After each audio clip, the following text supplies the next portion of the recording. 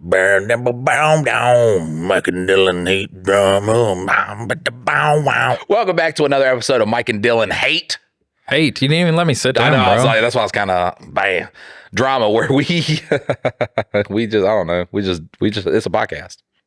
Sorry, It's a podcast. Sorry about an hour and 25 minutes into the last one, but you did get a 2-hour episode. Is it just that 2-hour episodes always have to have like a shit, like every time we hit that 2-hour mark, the audio, something fucked up in it. So that one, the camera that has the audio, it died. So when we set all this up, like I think we had forgotten the camera on, and so when we turn off the lights, the power gets cut to the camera, but the battery was still in there. And I like to keep it like backup, so the battery's there in case the power goes out. We still are recording, but it had died, so I charged the battery, and then I forgot that it was just on battery power. So about an hour and 25 minutes in, it's like, I'm done. We just said, fuck it, send it. Send it. Yeah, send it. I mean, it didn't sound terrible. Like, it's definitely not podcast level, but it's Did they just fall into a train tunnel or something? So what I just thought of while you were setting up the cameras, I was doing a little Bane thing.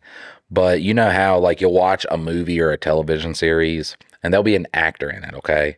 And you don't really pay attention to that actor, but then you watch another movie or television series where that actor is very prominent in it, and then you go back and watch the first movie and you're like, oh my god, because I was thinking about that with Dark Knight Rises with Bane on the plane. The guy who had captured Bane, that's old Peter Baelish from Game of Thrones. And he's like, hey, if I ripped off that mask, would you die? And he's like, it would be very painful. Like, it's just, and it's just like, oh my god, it's fucking Peter Baelish there. You know, I don't think I've watched the one with Bane in it. It's all right. I watched the one with Heath Ledger, and then the next one. That's the best one. The next one's with Bane. Is the next one with Bane? Maybe I haven't. I don't know. The first one is the one where he goes to the temple to train with the monks. What is his name? How I can't remember fucking what his name was. I'm not a comic book nerd, you know what I'm saying? I read some comic books when I was younger. I don't know everything about it. So all these people that do know everything about it, they like to state that they know everything about it. But all I'm saying is get a little bit of like a morsel of pussy dog before you try to get in my face with this shit, because you're disrespecting my vibe. I do want to announce to guys, this is actually going to be a very serious podcast today. So me and Dylan are kind of, formally announcing our retirement from content creation, not from the podcast. The Reddit reads that I was doing on YouTube outside of the podcast, I'm done. I edit those videos, and you see me, the time I spend on those things. And they're soul sucking.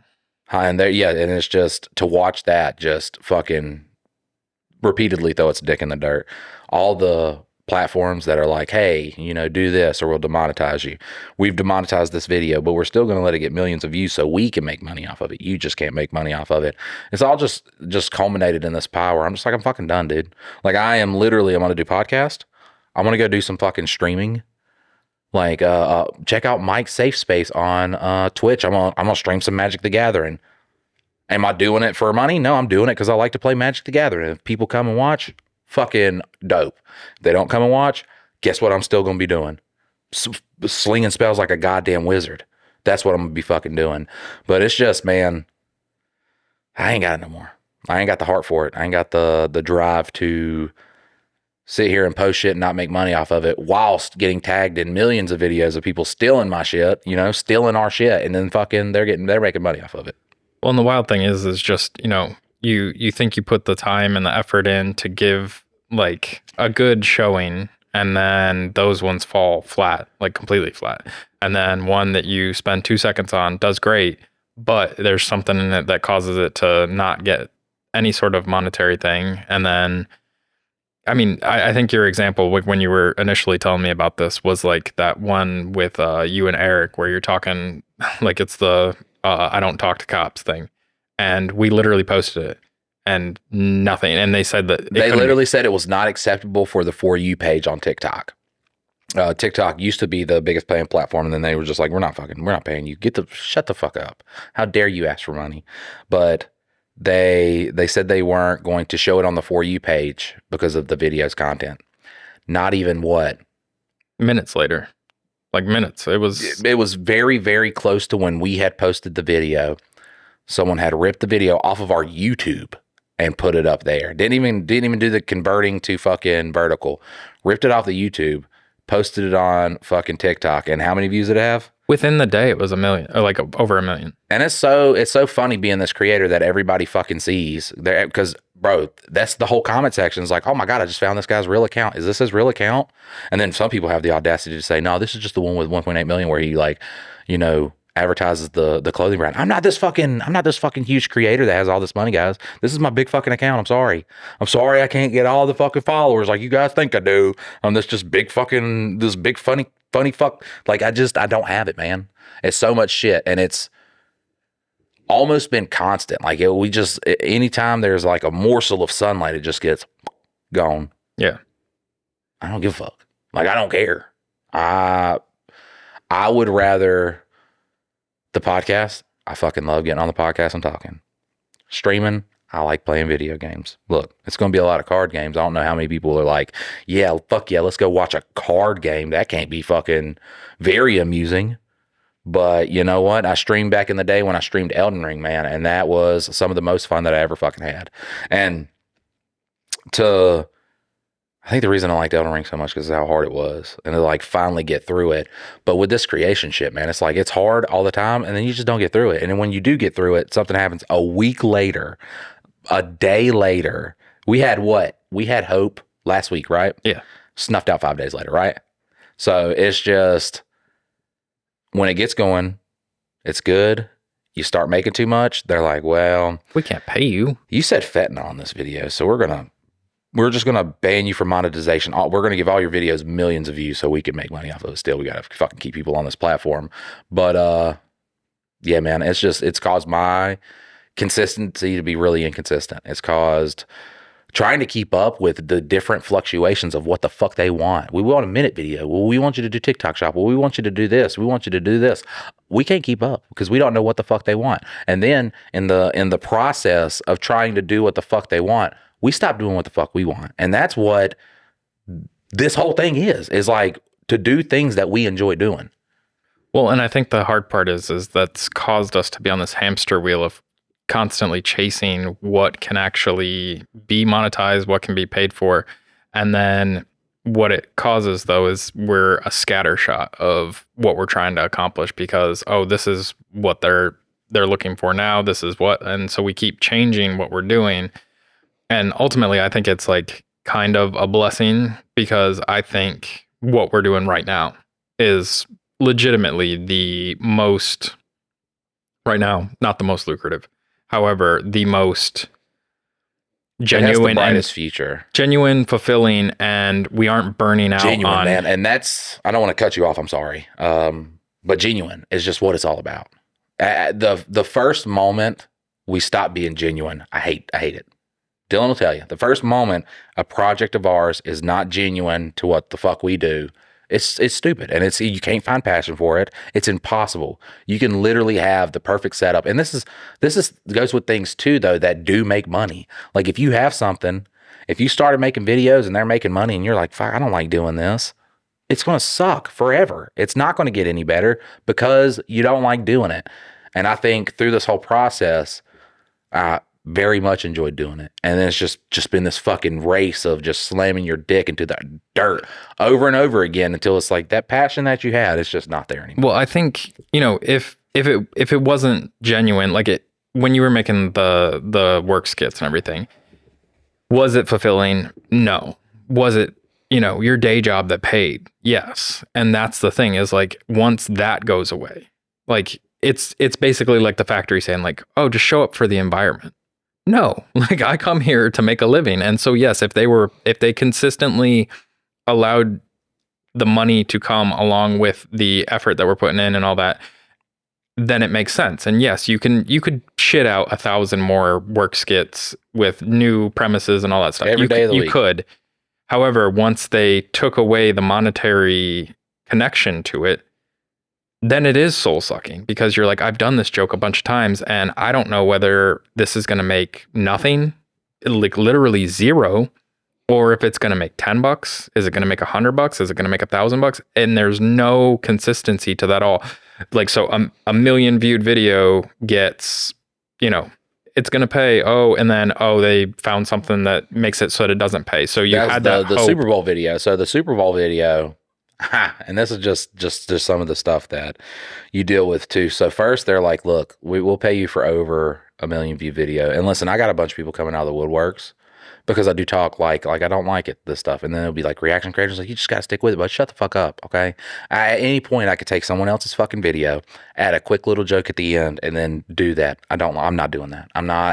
I just am a genuine person. I don't fucking want to do that. Like, you go do that and have fun doing it. Don't tell me about, trying to be creative, trying to make shit, trying to like think of inspired things to make people laugh. If I wanted to make the same fucking work video where I punch Steve in the face 100 times, I could do it and people would laugh. But I try to throw in these, twist endings, different things that go along with it to say, hey, it's a relatable scenario, but like I've actually put fucking thought into this. It's not just a guy staring at the camera. Well, no, boss, I don't want to come in today. Like, it's like actual thought out stuff. And I try to, do the best I can, making it creative each time, making it something that someone's going to look and laugh, because that's what the fuck I care about. I care about people enjoying it. But then you had a video like the Philadelphia Eagles video that pops off, and this video is like rather long. I'm on a phone conversation with like my supervisor about why I can't come in. Or no. I'm one of the cleanup city crew, and I got to clean up after the fucking Philadelphia Eagles Super Bowl. And it's like it's a rather long video. It's like 3 minutes or something like that. And it had made like $1,000 in 3 days. And then on the fourth day, TikTok was like, it incites violence, so we're not going to pay for this. Which it incited no violence. Appeal rejected immediately. We viewed this video. Who viewed this video? Yeah. Who viewed it? Because there's a Chinese dude at TikTok. He's fucking on it if they viewed that video. Because I'm telling you what, he viewed that 3-minute video in like 45 seconds. That's crazy too. That dude is like... Well, and the fact that there's nobody you can talk to, there's nothing that can be done. And so in that scenario, it's literally just holy shit, we'd have to pay this guy $1,000 for this? And we're not doing that. Fuck no. I mean, it is their stupid model that they came up with. Like short form content, in essence. Trying to monetize that is stupid. They've done ways to do it. They charge a fucking premium to run ads on there. They have money. YouTube pays their creators. Facebook pays when they're not constant. That one's the most. You're monetized now. You're not monetized. You're monetized now. You're not monetized. You're bullying in this video. They're really fucking bad about it. It got real bad too after the Mark Zuckerberg, Joe Rogan podcast, where he was like, I'm going to change doing that. He didn't change. He was like, I'm going to do it harder now. Fuck Joe Rogan. He pissed me off. So... And it's just, you go through this and you're trying to like, it's making videos, dog. This is not as hard as working in a fucking factory. It's not. I'm sorry. It's not. It's making videos. But at the same time, if you're making nothing or you're constantly like, trying to fucking make something, trying to make your way like through this world and shit like that, at some point, it's like, I could just go work at a factory, dude. Like, I don't care. Like, at this point, I don't give a fuck. Yeah. So I think really just tapering it back to the podcast and, like I said, I'm going to play some fucking video games on stream. Maybe I make a couple card game skits. Not for money, just to say, hey, I stream some card games over here. Well, and I think the thing that, like, the point that I was getting to earlier was that I look at this as a blessing simply because we have been chasing our tail so much. And one of the things that I feel like we haven't put a lot of effort into is promoting the podcast and getting clips out there. And because that's one of the things initially when we said we were going to do the podcast, we were at that point in time doing like Reddit reads on TikTok and things like that. And so the goal was that we were just going to like take all these clips and just put them out there, and they're going to get people to the podcast, and it's going to be this like organic growth of both the podcast and getting paid. And then that's when like TikTok stopped paying us because, they had labor started llama paying us again, because that's when we were like, hey, that's when we were going to do the podcast adverts when it wasn't paying. And then they started paying, so it was like, oh, we could kind of supplement that, make the podcast its own thing. But then the labor llama thing, they were like, we're not paying businesses at all. That's what I was getting at though, was then the labor llama thing, we kind of, we could only get paid because it was promoting like a product. And then so we started going more into skits with the clothes and stuff like that. Like, so it was like chasing our tail. Like we could make money off the content, but then it couldn't make money because it was a business account. So then we switched away from a business account so that we could make money on content, but then they stopped showing the content because we weren't promoting a product. And like, it was just, listen, 1.8 million followers. They would show it to 1,000 people. Now, I know you hear a lot of creators complain about this, but a lot of creators, like, they'll pop off with like something political or something like, you know, not evergreen or anything like that. And then they'll start making videos in their bedroom with the fan on and the lights off. We're making like these, you know, very well lit videos. And, you know, I'm a fucking analytics nerd when it comes to posting the video. So they will have like a, you know, a minute video will have a 50% watch time. Like 50% of the people who came to watch the video watch the video. If you don't know anything about analytics, that's fucking awesome. Only 1,000 people see it. And it'll have like 64 shares off of 1,000. So at any rate over, you know, 1% is fucking phenomenal. And it's just, I don't know. It's just, there once you say, hey, I'll do something for TikTok, and TikTok's like, fuck yeah, because you know they solely just want to make money out. If they could not pay creators and still look as good as they do, which is crazy because when they banned TikTok, they was like, they're censoring us. TikTok's the biggest censorer platform of all time. But once they're like, you know, I wanna make money off of this guy and not have to pay him. Once they see they could do that, they'll just fucking do it. So, well, because like every time you swipe in TikTok, within a second or two, it's going to be TikTok shop, and then it's going to be a live that's also TikTok shop, and then it's TikTok shop and TikTok shop, and so the amount of content. And I think that's the hard thing, is we thought that Labor Llama was going to be a great inroad for that. However, we're not doing hundreds of sales per video. And so they said the shirts are too expensive. You got them at $33. Like, who pays that for a shirt? Oh, that's a wild thing that People we haven't who talked have it about. printed locally and shit. You know what I'm saying? And No, like, we actually have that shirt right there is on TikTok shop, not by us, for like $3. Like, yeah. From like some random, like they literally don't even have the file or anything. Like they have the picture of what we have on our website. It's just a pixelated fucking just mess, and they send that to you on a shirt. And guess what, guys? I mean, if you dig the little Chinese kid making a fucking shirt you're gonna wash it one time, it's gonna be a tube top on your wife. Go at it. I don't give a fuck. Well, and it's the, like, I get where somebody wants to like fake vanity, like have a Coach purse, and they're willing to like have the rip-off version for $50 because they don't want to spend fucking $600 to $1,000 on a purse. I get that, and like I'm not saying I agree with it or anything like that. Like I'm more of the person that doesn't give a shit what name is on it. But the thing is like we literally put everything into this to do it. And then if somebody would rather pay $3 for a shirt, I like that. I'm gonna take it. I'm gonna put it on my website. Which this is all coming from China. So we had that from the jump when I think we first launched. Within a day or two, somebody went on to Labor Llama's Facebook and shared where you could buy our shirt from this other like print company, and you could get it on a hoodie, you could get it on a shirt, you could get it like in a million different places. They fucked up though, because they took our copyrighted designs, so you can get sued for that. That one, you can't get sued for. You can make that shirt. Go out and make it. Just fucking take a picture of it right now. Zoom up on it a lot. Fucking put it on a shirt. Get your kids in a little fucking living room. You know, have them print shirts all fucking day. Sell that shit for $5. Just do it. Just do it. Yeah. What a crazy, guys, if you enjoy high quality clothing for high quality people, you can go to laborllama.com, LABORLAMA.com, or just go to a Chinese fucking website and buy one for $6. Or you can get 10% off by using code MADHD. Or just go to China, get it for $6. It's like, man, this thing's like very fucking itchy, and it's like made of sheep's. I don't know, actually, if it was made from sheep's, that'd probably be like a wool shirt. That's nice. Might be a little itchy. That ain't what they're making, but it's that shit that, you know, I was all into the Walmart shirts. I was like, fuck, Walmart has shirts for $8. You remember when I got on that kick? I washed the shirt one time and I was like, it does not fit anymore. As a belly shirt. He's like, damn, did you gain weight? I'm like, if I gain weight in 3 days, that much weight, something's wrong.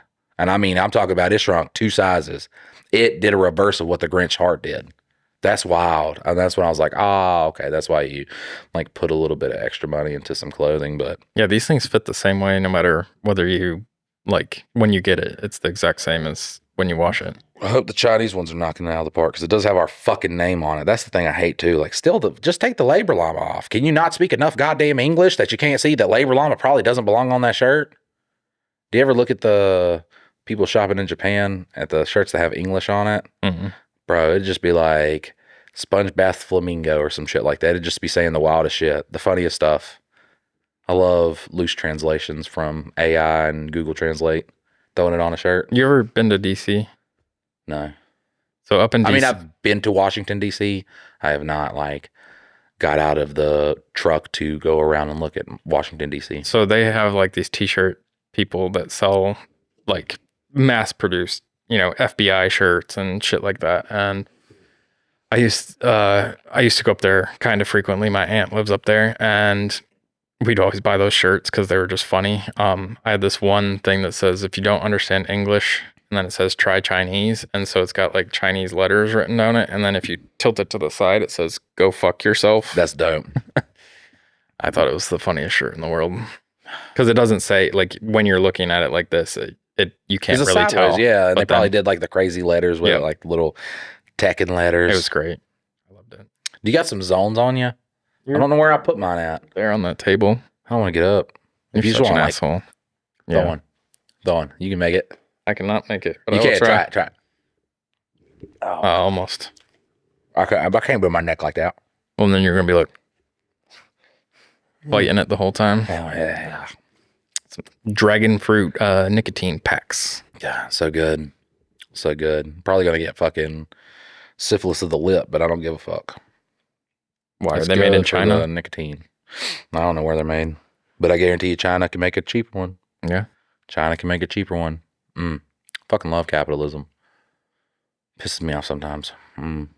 So one thing that you'll probably end up seeing is we are going to kind of, now that we don't have all the other avenues that we're going to be facing down, what we're going to do is go back through all these episodes and cut clips for days out of these things. And so we're going to go to any of the short form things and try to just basically flood the market. Because we do want people to steal those videos too. Yeah. And that's why we got to put the little Mike and Dylan Hate Drama little watermark on it.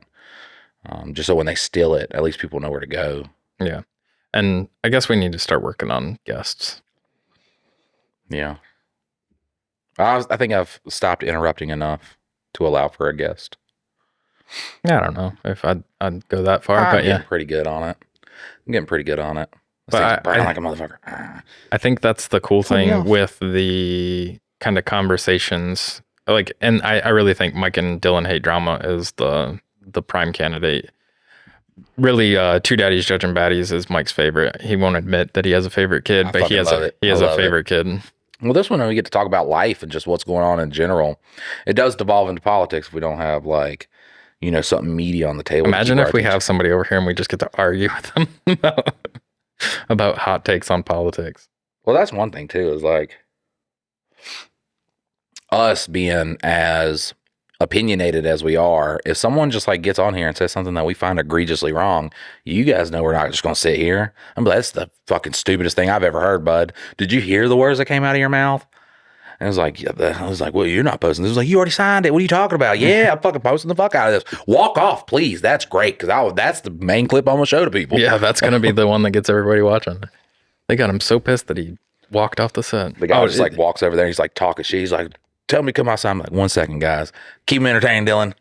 Dylan's like, fuck that shit. I want to watch. I'm taking one of those cameras. Yeah, we got the release. We got the release. Like, Dylan's like fucking running out there happy. One camera sees it, just Dylan just grabbing it. Wait, are we trying to get people on the podcast, or are we trying to convince them not to get on the podcast? Somebody's watching this right now. I was like, fucking like a random celebrity from yesteryears watching it, and I think we need to Jeff Foxworth is just like, well, I was, but here's your sign. Like, fuck, I'm not going on there. I think I think we need to find other podcasts to go on to. The only thing is you don't like to travel. And I don't like traveling either, but like I will travel anywhere I mean, for I'll do it. anything. I don't give a fuck now. I don't care. Because if we were to get on other podcasts, we'll have to find the serious ones for me to go on and the fucking ludicrous ones for you to go on. You can't find the serious ones because they're not like people who are put together are not going to follow us. Yeah, they'd watch my side of things and be like, I see how this intelligent man relates to this Neanderthal sitting across from him. What a magnificent study he must have on this beast of a man. It's all just I mean, I just saw experiment. I just saw him cool his inner lip off from the nicotine pouch that he just put in there with a knockoff energy drink. I mean, Not a knockoff. That's fucking Summit right there. that Summit from Aldi's Red Thunder. I love all these. You can't believe it's not Red Bull. That's what they should call it. I fucking love all these. Aldi's. But yeah, guys, if you want to check out the little Twitch, it's called Mike's Safe Space because that's funny as fuck. And I guarantee you, I'm going to get a couple people in there going like, oh man, this is a safe space. And then they're going to be like the fucking one person that heard me say gay. And then we're like, well, now I can't watch the podcast ever again. Why? I think you're probably going to get more people that are like, oh, literally, this guy doesn't need a safe space. He, like, basically just making fun of you for being a poor little lefty that needs a safe space. Oh, yeah. I don't know. I mean, you know, you get roasted by the right, you get roasted by the left. As long as people are acknowledging, that's all that matters. I don't like that. That's one thing, too, is we said this on, you know, Two Daddies Judging Baddies, is anything that we say in these podcasts, we're not rage baiting nobody. I'm not sitting here like, ooh, I'm going to say something that the people are going to love, or I'm going to say something that people are going to hate. I'm going to say something that I fucking feel. And if you don't like it, you don't have to watch. Like, you don't have to sit here and have this on while you're hard at work. You don't have to be like, I must listen to this. I am not fucking forcing you to do it, okay? I am not forcing you. I'm just waiting for the Andrew Tate army to come our way and just like give us the virality we need by like being like, oh, a bunch of betas talking. Look at these corny goofballs. Do it, dog. Yeah, like, because here's one thing too. If you see me out in public, you're not going to be like, now, what'd you say, dog? Because you're just non-confrontational, dude. You're like so used to living your life behind a fucking computer screen. I don't care. Look, we're going to get off on this tangent. We do need to, I wonder what guests would fit with this. I think different content creators are a good start. Because that's one thing is once you start down the road. Marshall Patrick, get him on here. I know he's had a lot of the same. Oh, he's been punched in the face for like, I mean, he did the reaction thing just to give it a test, but like he puts a ton of work into his videos. A ton of work, yes, and he doesn't have the Dylan, so he's sitting there fucking putting the goddamn work in, like every single ounce of it. I don't see how he does that. I don't either, man. To fucking fuck, and it's like, dog, it is really fucking hopeless. Like it is, like you have to, at this point, really kind of steer your ship in a different direction. Yeah. I mean, hopefully, I guess it really comes down to what technically the audience wants. Because, I mean, you've seen so many of the friends we have, like Nerd Dork and shit like that. Like, if you are not making 15-second reactionary clips, you ain't getting views. Like, you're not getting consistent views. You can do it with these little 15-second videos. They ain't got to pay you for, which I guess, look, real good for getting your publicity, getting your fucking name out there. That's nice. It's not us. It's not what I like to do. You know, if I wanted to be a goddamn, this is how crazy our society is and how just fucking nuts everybody is. Listen, Cabby Lane, the biggest, most followed person ever, would do a reactionary video of someone not knowing how to do something, and then he just like, and that was and I know no slight on it, get your bag, bro. Look, I'm happy for you. What the fuck ever, you know what I'm saying? But once that's what's in, I'm in the minority of comedy now, so I don't really fucking care. Yeah. Maybe I do just need to do one. I'm gonna do it. I'm gonna do one stand up. I'm gonna just do a 30-minute set. So, and this is what I'm gonna call it. Just proof that I could do it. That's all I'm gonna do. Just a little 30-minute set, and then we'll post it up there. Just so when I talk shit about like comedy and stuff like that, I can just point to it and just be like, look. So there's open mic every Monday night here in town, and I wanted to go down and play. So like you can do comedy. You want to do during that on the that open night? mics. So you could do. Are you going to feel more comfortable doing the guitar? I mean, I'll do the fucking guitar. I'll get 60,000 people out here. Look, dude is fucking like. He's like, yeah, I want to sing and play guitar at this open mic, but I'm kind of nervous. Do you want to hear my thing? Which honestly, doing it one-on-one is so much worse than doing it in front of a crowd full of people. But I'm like, fuck yeah. And then just like sings this beautiful song, playing a guitar perfectly. And I'm just like, fuck Mike you. wept a little. Yeah, I'm like, fuck you, buddy. Like I'm sitting here like trying to think of comedy shit. And he's like, oh, I'm just wondering if I should go do this at this open mic. I'm like, why the fuck are we doing comedy? Like we should be doing songs right now. We should have you on fucking tour. We should probably do some comedy songs. That would be just fun. Maybe that's what we just switched to, just doing some comedy songs. Fucking YouTube. But how everything's stupid. Honestly, if we can get this right here to a point where it's like then everything's legit. Successful too, because here's the thing about a podcast audience too, is you guys show up at all the fucking time. Like all you're the the time. most consistent. And it's because you sit here and like you listen to us, and it's not just the felonious falafel face. It's like Mike and Dylan. Like, you know what I'm saying? Like you like Michael and you like Dylan. And it's not some stupid fucking joke that I made that is a joke. It's not even I did come from this blue collar background, but it's like not even a drop in the bucket of the person that I am. Like if you were to run into a felonious falafel fan, not a Mike and Dylan fan, a felonious falafel fan, they'd be like, yeah, man, I guarantee you this guy is this. And they'd be like, nah, man, this guy's fucking, he's weird. He's like this complex fucking fat nugget of just like weird emotions. And sometimes he's like real intelligent about stuff. And sometimes he could be a Neanderthal. And like, well, yeah, because if I saw your content, I would be like, oh, he like hunts, fishes. He knows how to fix cars. Like you would just be like the stereotypical country boy. Right. Yeah. And then people are like, he plays Magic the Gathering. Like, that dude's a fucking wizard. Like, sorry. He's a wizard. Okay. And then when he's not being a wizard, he's fucking catching Pokemon, dude. You're not doing that. He's not out there hunting. He's out there capturing. Okay. Secondly, thirdly, I'm pretty sure Mike would cry if he killed a deer. Like, so I don't know where the fuck you're getting this from, but that's what is so cool about a podcast is like, I don't have to be a character anymore. I could just be Mike. Well, and I think that's the thing that has made the podcast better over time is because you're still funny. You're still you. Like that is you, and that's a part of you. But like you kind of stripping a lot of that stuff away is what makes, I think, this interaction way better. And really, this table right now makes this interaction 10 times better than sitting in those chairs. Fuck, so much better. It's so better to talk to somebody, and it's a lot easier to kind of stay on subject too, because and like just hold the conversation because you're right in front of me now, and I'm not. Did you fucking hear that, Dylan? Dylan, camera, and like you could see too, like when we started the podcast, I did have this just air of every second I have to be entertaining, because that's just when you come from like short form comedy and shit. I mean, technically, I did start doing stand up. Like I got my. How much time did you do that? Stand up. Probably altogether a year and a half. And was it like it was just open mics? Yeah, open mics, just shit like that. Did it at the Red Eye Bowling Alley. Never do a bowling alley, dog. I found that out real fucking quick. Never do comedy where people aren't expecting comedy. Because the worst place I've done it at is once the bowling alley. That was the worst one. But that was like oh hey, yeah, come do this. This is like, you seem like a funny guy. And then I'm there, and nobody's paying attention. And when they do pay attention, it's that, you guys know how I talk. It's at parts where there's kids there too. I was like, oh man, I didn't know. I thought this was a bar, and it's like, you're from High Point. I'm like, yeah, I don't fucking bowl. I'm not a bowler. I'm not coming here throwing on the shoes. I saw bar, bowling alley, and I assumed adults only. So yeah, now there's kids there. So I'm trying to like rewrite jokes on the fly.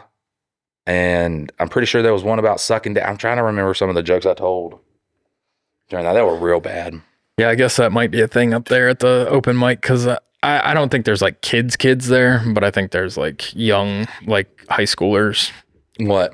Because, so this was one of the things is like when I came up in the music scene, when I was playing music, like there weren't a lot of places to go play. There was like one bar in town in Greensboro that allowed like underage bands to come and play. Right. And so like you'd always go there, and I don't think I can't even remember whether we paid to play or whether like we got anything for like playing there. It was called Somewhere Else Tavern. And like there's not a ton of venues that kids can go and play music. And like really when you're talking about it, like most kids get into trouble because of those scenarios. There's not good places for them to hang out and spend their time.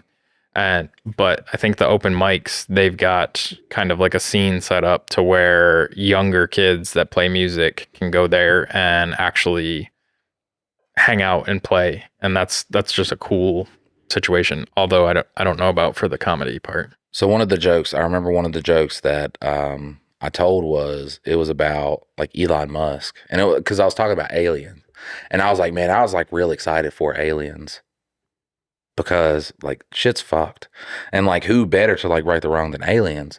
And then I started to see the motherfuckers that started to go into space, like you had like Elon Musk and shit at that time. He was doing the like launching the car into space and shit like that. And I was like, now I understand that like whatever aliens we get here is just gonna be something like rich fuck. I was like, you keeping these fuckers in line? Good. And then, you know, you meet up an alien, you're like, oh fuck, you're gonna liberate us? He's like, nah, suck my dick. And you're like, what? And I like, cause it was based off of like, you know, fucking billionaires being like weird fuckers and shit like that. But I remember telling that one. And then I'm just like, at the dick part, I'm just like, suck my penis. And then penis Still, is way infinitely worse to say around kids. Because they know that one hardcore. And like, at least if I'm like, suck my dick, like it's a comedian, I guess. But once you say penis, now it's like, who is it? Is this guy educating us on sex? Like, what the fuck is this guy? Who is this guy? You ever heard the Chuck Berry song, My Ding-a-ling? Oh, it's a great one. But my dad used to play that. Because my dad, the way that he played in a bunch of bands and like did all kinds of stuff. He played guitar, bass, everything.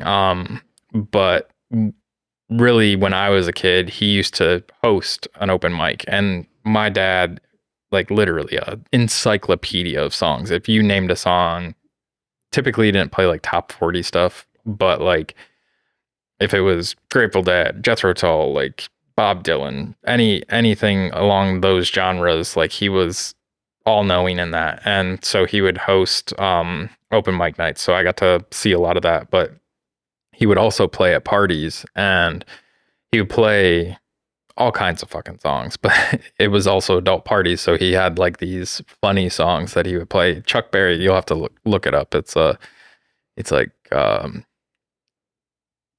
he's always talking about My Ding-a-ling, which is like bells, but he's writing the song so that it can be taken two different ways for everywhere. He's like, it's the my ding-a-ling, yeah. won't you play? I've heard that song before, yeah.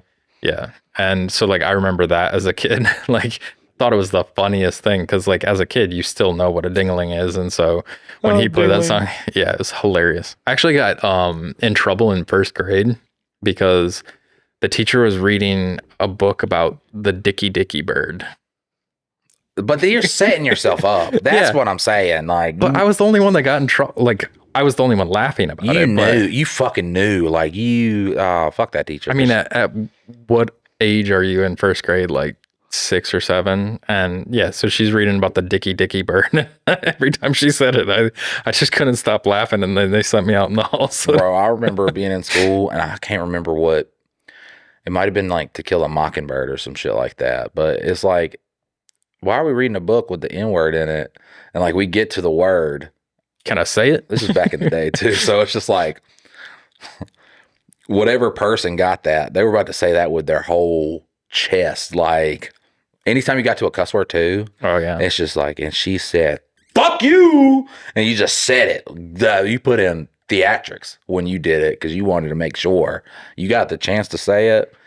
So many weird books you read. Like in 4th grade, we read one about people that were in the Holocaust, and then they had to do like this long march through the snow, and people were getting frostbite and shit. And I was just like, fuck, man. Hope that never happens to me. Never thought I'd be put in a position where I was like, it could. Like, you don't know. Like, it could. Like, shit could get a little bit worse. Like, yeah, luckily there's not a ton of snow here, so it'd be a little bit tougher. But yeah, when my parents were like, which, music's totally different. There was not anywhere near as many cuss words in any song ever as what there are now, but like I used to, whenever there was a cuss word in a song, my parents would let us like sing the song and we It's could sing the art. cuss word. It's art. You And got to be able then to do it. like my daughter knows, my 4-year-old, soon to be 5. I mean, she's closer to 5 than she is to 4, but she, You think I'm gonna let anybody, you think I'm gonna censor the great artistry of Tupac Shakur? Nah, I'm gonna sing every first off, fuck you bitch and the click you clank. Like I'm singing all of it. And I'm just, yeah, I used to go the funny pretty thing hard. is too, is like, you will never know if I'm in my car. That's the crazy thing. It's Schrodinger's N-word. I have both said the N-word and not said it simultaneously by never telling you if I'm saying the N-word when I'm singing or when I'm rapping a rap song in the comfort of my own vehicle. Wait, if you just lip sync it, is it inappropriate? Like, so there's no audible noise coming out. Is that still just as offensive? Nah. Didn't they forgive Joe Biden for saying it? I imagine he said it fucking 1,000 times. Oh, yeah. We're old, too. In all those back rooms when there were no black people in any of those. Well, you still got to, persuade the other side of the aisle, too. And it's a bunch of guys. Like, that's one thing, too. We talk about these political parties and shit like that. They don't care about black people. They're like, how can we get black people to vote? That's what we care about. And then as soon as you go and turn in that vote, they're like, good job. And then they say it. Oh, you did your job. Yeah. But fuck, it's crazy. I mean, we're in a very weird political atmosphere where, man, like imagine just George Washington and everybody in America just like, look, we need to, like, we're getting fucked over. Okay. What was it? It was the Insurrection Act that had just happened, the catalyst to the Revolutionary War. Imagine that happens. The people in Boston, they protest the Insurrection Acts and fucking massacred. Okay, and they're like, look, we're gonna fucking fight. Because then they tried to what act was it that tried to exclude Boston, pretty much exclude Boston from, to kind of segregate them away from the different colonies. That was the one, technically the direct catalyst to the Revolutionary War. But then imagine, you're like, fucking, we're going to rise up. And then there's some people in Boston that are like, nah, King George has got a pretty good idea of what we need. You know what I'm saying? He's a king, but he's a different king. You know what I'm saying? Like he says the things that we say, but he didn't grow up he grew up like a king. Okay. But he says the things you know what I'm saying? Like he comes down, he sounds Boston when he tries to talk to us. He's got that weird English accent, but he kind of like tries to put in the Boston. You know what I'm saying? So he's kind of like us. He says the things we like. So yeah, I mean, he grew up like a king, but fuck, George Washington, who's that guy? Yeah, he grew up like me and shit like that. And fucking out in the wilderness and shit. A little bit too poor for my liking, if you ask me. You know what I'm saying? But also, if we are nice to the king, he's going to give us gold, dog. Like, that's what happens when you're nice to rich people. They give you shit. You know what I'm saying? They just come out and hand you money, then you're a millionaire. That's how you become a millionaire. I just taught you something. I just learned you that. Go Patriots.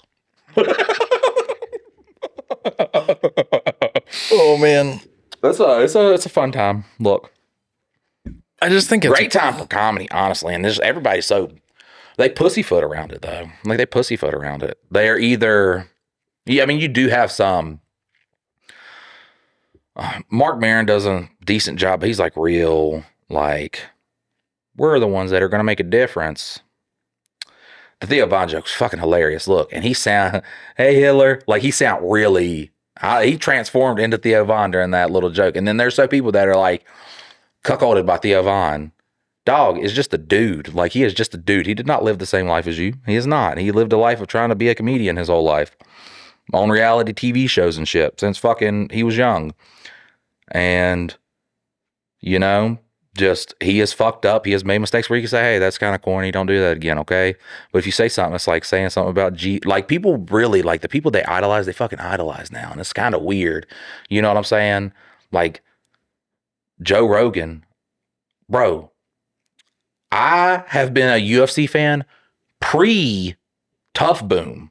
Like pre-Tough Boom. I'm talking like fucking Jeremy Horn, Chuck Liddell.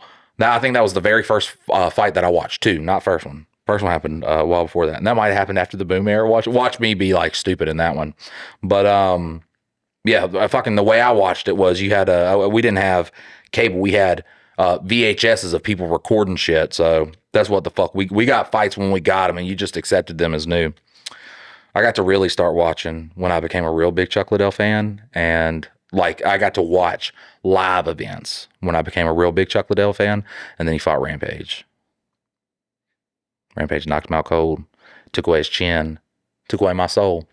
He got me into the little fight thing. Joe Rogan was there, man, which is crazy because it was when I started watching Joe Rogan, it was not long after Fear. But you couldn't tell me Joe Rogan was not like one of the, because I thought UFC was football. I thought it was the NBA. I didn't know. I thought so many people watched it. Like Joe Rogan was just, and then I'd go to school and I'd talk about like UFC and shit like that.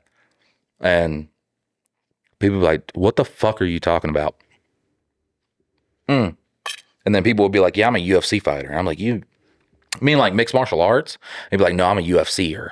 And I'm like, I don't think they allow 15, 16-year-olds to fight in the UFC. I've not seen it.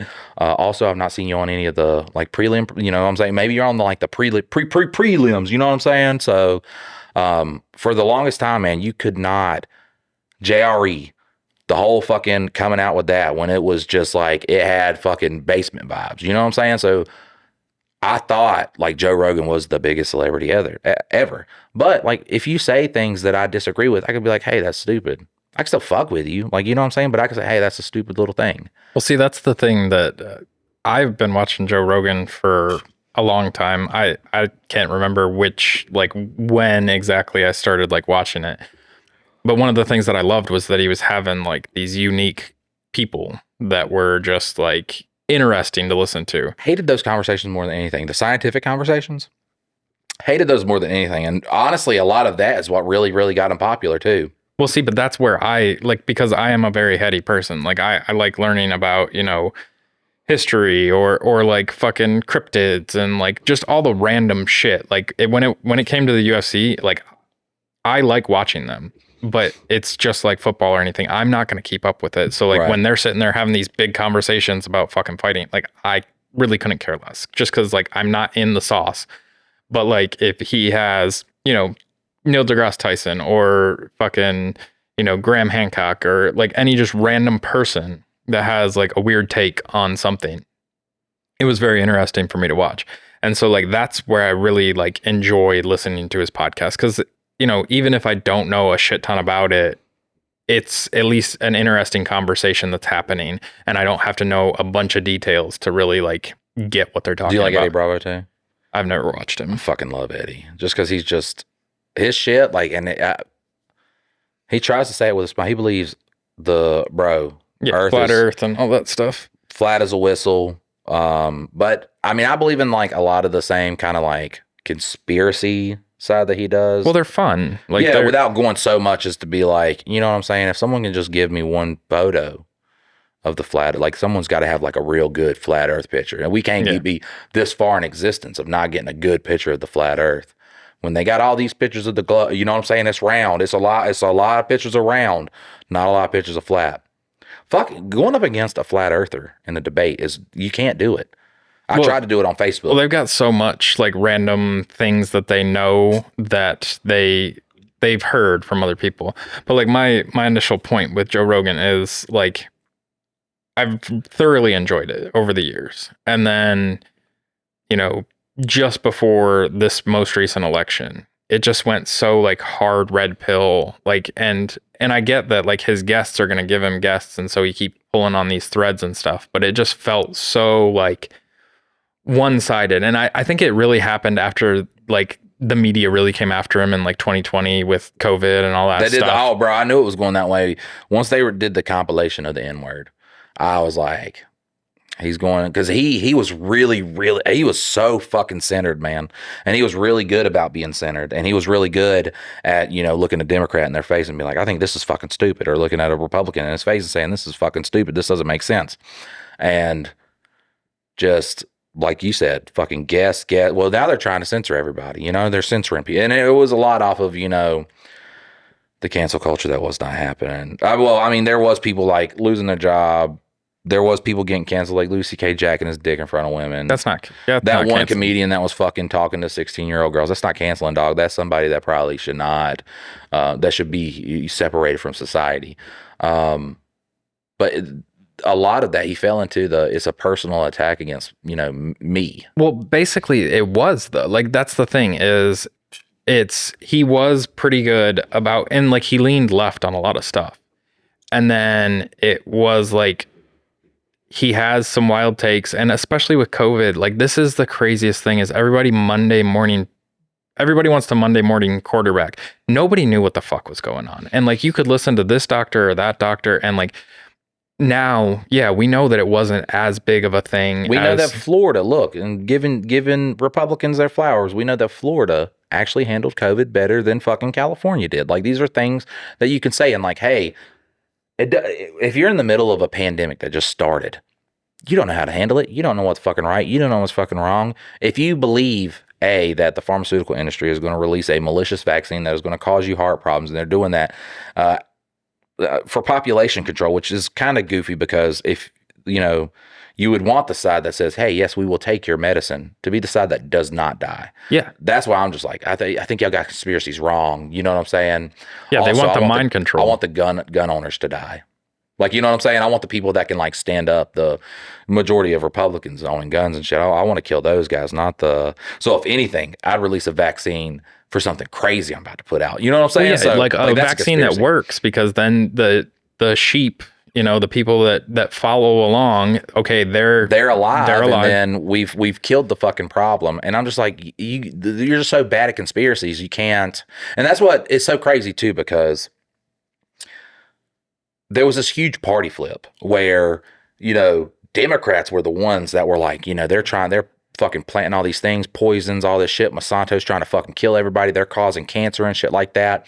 And I don't know what the fuck. It was right around the Donald Trump kind of era too. And it was just like this huge party flip where now Democrats were fighting wholeheartedly for the fucking pharmaceutical industries, and Republicans were like, we're not taking that fucking shit. You know what I'm saying? And it really went from, and they do flip between who is elected. I will say that. Like that's a normal party flip on if the government's the good guy or not. It depends on if your guy's in office. If your guy's in office, the government's the good guy, which is crazy. A crazy thing to say. Because nothing changes. Right, like, I mean, it does, but it doesn't. Go tell your grandparents that. The government's the good guy. I'm like, what the fuck are you talking about?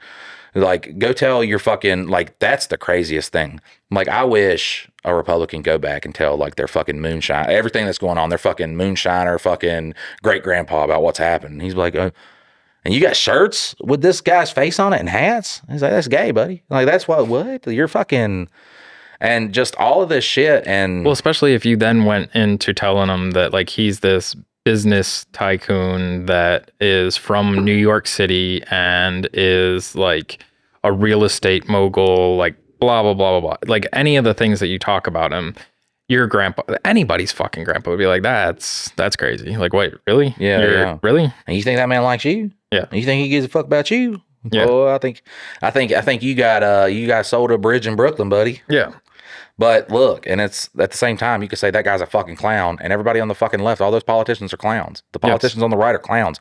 They're all fucking clowns. Like they are sitting here performing this circus of what they care about and who they care about and all that shit. A lot of the fucking Republican figures you like are the same ones that'll go to goddamn Bohemian Grove and burn effigies for a fucking deity that does not even resemble a deity you've ever fucking seen. Like, well, see, the part that I love about how this all went down though is it woke me up.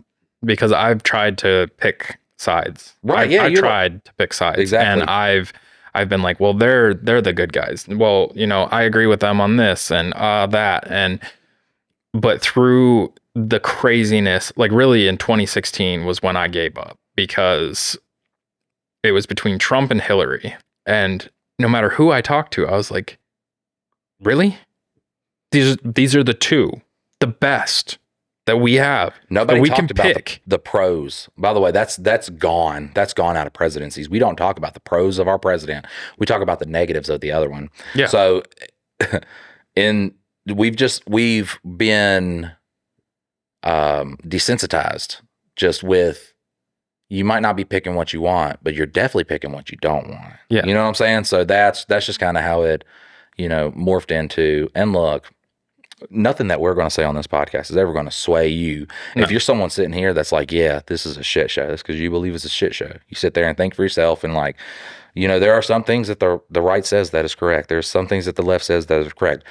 More than not, on both sides, they say things that are fucking crazy. Well, see, and I think the best part, like the best thing that could happen, is that not we go right, not we go left, that people actually have conversations and we meet in the fucking middle, because that's what it's supposed to be, is that, yeah, we don't need this crazy right idea and we don't need this crazy left idea. How can this, and the one thing that has stopped being real is that they give a shit about the common citizen.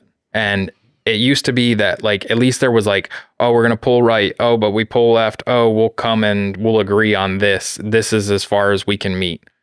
That doesn't exist anymore. It's either the right, yes, everybody, and they have enough people and they get the votes, and then no people on the left vote, and vice versa. And that's how it's been for like fucking 10, 15 years now, of just no compromise, no. Well, I mean, definitely for what will be the past 12 years after this election. Well, it has been 2008. Like, that was the big, like, once we had Barack Obama as the president, then it was like, we have a black guy. And like, I'm not saying that everybody on the right's racist, but there was a lot of people that jumped ship. There was enough racists for the other side to point out and say, hey, there's racists on this side. But then in that argument, they said that everybody that voted for him or voted against Barack Obama is racist. No. And that's what did really start the great divide of America. But especially like when we do look back on the past 12 years, because after Donald Trump, there's going to be a Democrat president, and this will be the way, I guarantee you, till the end of till the end of our lives, because Donald Trump gets into office and it's just a horrible shit show of shit that he's done, shit that's came out, terrible shit. Then it sways enough people to the left that when Biden runs, enough people have flipped over, he gets into the office, and he was the president of fucking do nothing, allow this crazy fucking inflation and shit like that. And then it sways the people in the Senate to be like, well, maybe Donald Trump is the answer. During his time, at least shit was a little bit cheaper. We weren't getting fucked as hard. He comes into office.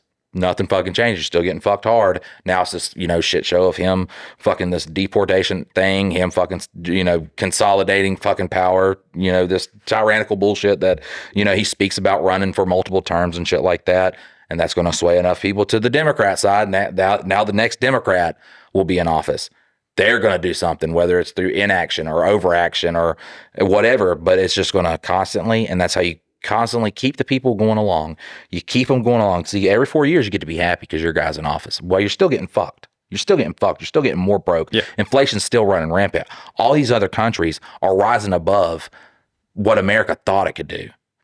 All these countries are becoming better and better while America's just falling down in a shithole, because every 4 years you get to be happy. You get that fucking dopamine. Well, and every 2 years you get to like actually, you get to laugh at the other side too, and that's what keeps it going. As long as you're sitting there laughing at the other side, haha, my guy's in office, you're okay getting fucked.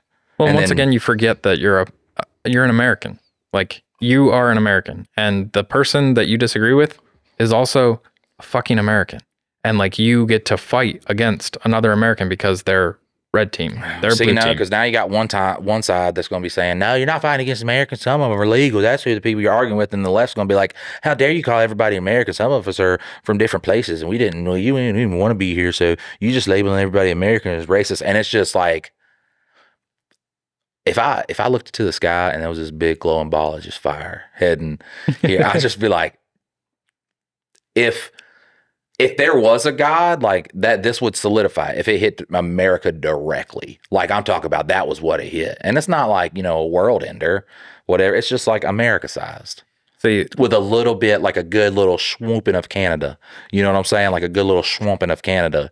And don't get into the fucking comment sections talking about, oh, we hate Canada, you fucking syrup slurping moose riders. Look, there's slurs for you guys too. Fucking, I don't like Canadians. Syrup. Yeah, well. Syrup. You don't ride mooses, so I can handle a syrup slurper. I can't handle a syrup slurping moose rider. Fuck that shit. Have I told you about my milk that I make? What? Take maple syrup and pour it in milk, and it's like a maple milk. It's delicious. I call British, them motherfuckers are teethers, man. They ain't got teeth. They got teethers. Them shits jacked up. I don't know what happens. I don't know what's going on in. Have you seen like a British person smile? I mean, I know the joke, but They got teeth where it's like not even meant to be teeth at. You know what I'm saying? Like they got teeth on top of a tooth, and it's like, how does that work? Do you know how you can tell that the toothbrush was invented in West Virginia? Because anywhere else would be called a teeth brush. Love that one. That's right. You know, I used to know so many West Virginia jokes. My sister went to college up there, so every time I'd go up, I'd give maybe more. Americans are a byproduct of incest, and that's why we only got 32 teeth, and that's why fucking British, they got a bunch of teeth, because we're supposed to have more. You know what I'm saying? We're supposed to be like a shark and grow rows of it, but we came here, there was nobody left to fuck. You gotta hump your sister a little bit, really like populate this place. We're not supposed to have rows of teeth. You know what I'm saying? Maybe. You don't know, because them motherfuckers be having rows. All the rap songs are the same too, man. Look, I think it's so fun to poke and pick at other countries too, because they could be like, dog, how are you fucking picking on us? Look at your country. And I'm like, exactly. That's why. That's how you know, like, when you pick on somebody, it is with love. Besides Canada, I fucking hate Canada. I love Canada. Besides Canada, and if I do ever need citizenship, y'all fucking I know how to make a mean box, and they do need they do need like fucking box makers down there. So I do have an inn in Canada. Oh.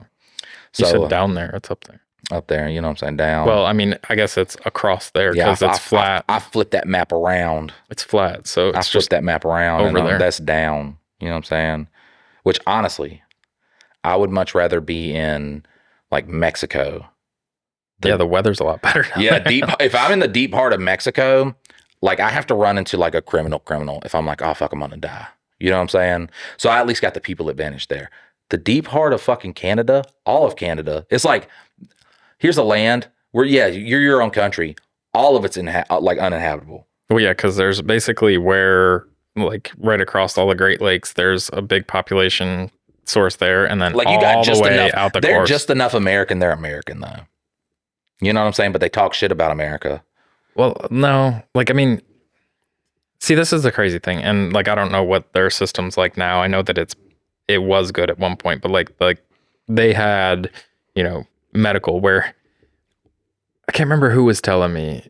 It's a friend of mine that went on a vacation, and they're like, "Oh, should we get insurance while we're there?" And the husband's like, "You don't need travel insurance when we go to this place that has universal health care." And like one of them ended up like spraining an ankle or something like that, and they're like, "Oh crap, how are we going to pay for this?" And you don't have to pay for it. Right. Like you got hurt. It's human. Like you don't have to pay for that shit. The funniest thing is like, and you'll get some Barbara, just old bitch. Well, you got to wait have fun waiting for a doctor. And then you get here and you're like, fuck, man, I got stomach cancer. 3 months. It's like, well, in 2 months you can see the specialist. And then in 2 months, it's like, fuck, man, you should have came here a month ago. What are you doing? It was like, this was all I could get. Well, now you're dying, bud. Well, yeah, but we're going to put you on this very expensive medicine. It's $10,000 a month. If your insurance doesn't cover it, you die. Okay. We're not going to help you out at all. You die. It's $1,000 if you pay out of pocket. But if you do have insurance, you can't pay out of pocket. And then it's $10,000 and the insurance doesn't cover it. And like, that's the craziest fucking thing like, we literally have medicines that if they know you have insurance, they are not allowed to give you that medicine at cash value, which the cash value is substantially cheaper. If you have insurance, then you have to file it with your insurance. And if they deny the claim, you still have to pay the insurance level of exorbitant fees. And like, this is the part that blows my mind is like, I get there's probably downsides to some of the universal health cares throughout the world. Taxes are higher.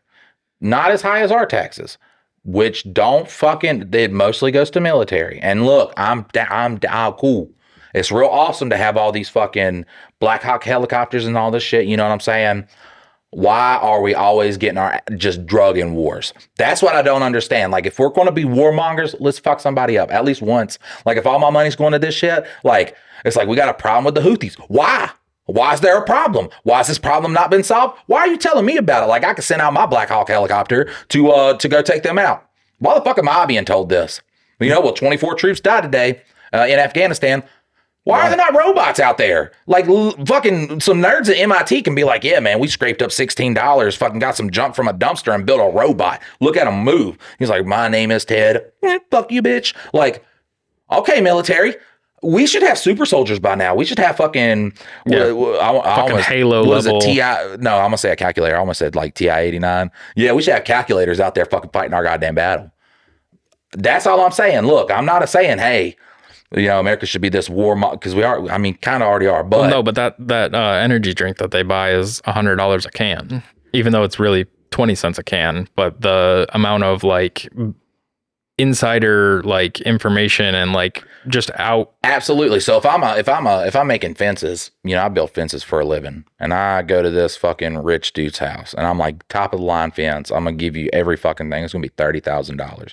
That same exact fence, because I now have a military contract, and I know how military contracts work. I'm like, well, this fence right here is $350,000, but so when we build this fence, I'm going to have to bring in some more people. That's going to be another $100,000 to cover those guys. You just get to charge what the fuck ever because there's no regulation on it. And then when you're like, hey, Pentagon, what the fuck are you spending this money on? They're like, oh, God, 9/11. Whoa, we're under attack. I'm proud to be an American. And then everybody's just sitting there like, fuck, what the fuck happened? Where's all that money at? Are you American right now? Because fucking the World Trade Centers are down. Yep. 2,000 a year people just died. That lovely billionaire that owns them, though, he's going to get twice the amount of insurance money because 2 planes hit. That's a fun fact. Mm-hmm. Got twice the amount of money because 2 planes hit. Yeah, it's 2 separate events. But yeah, fuck your brothers and sisters and aunts and uncles and mothers and fathers that died in there. Double the insurance money, buddy, and take your mind off of that trillions of dollars that went missing.